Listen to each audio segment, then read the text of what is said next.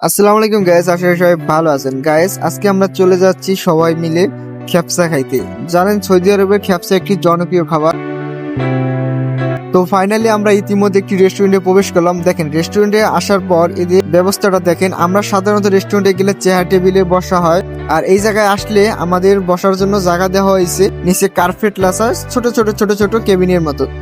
এর সাথে ওরা আমাকে সোপরা দিল, আর সোপরার উপর আমরা সবাই একত্রে খানাটা খাইলাম।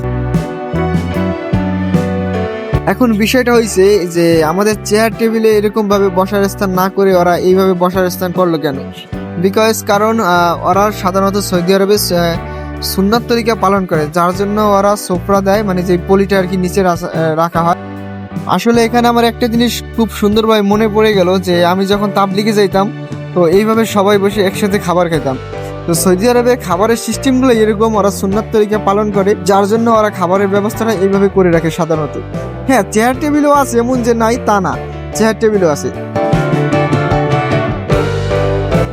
তো বেশিরভাগ ক্ষেত্রেই এইভাবে বসার স্থানটাই থাকে। তো আমার এটা অনেক ভালো লাগছে, আসলে অনেক ভালো লাগছে।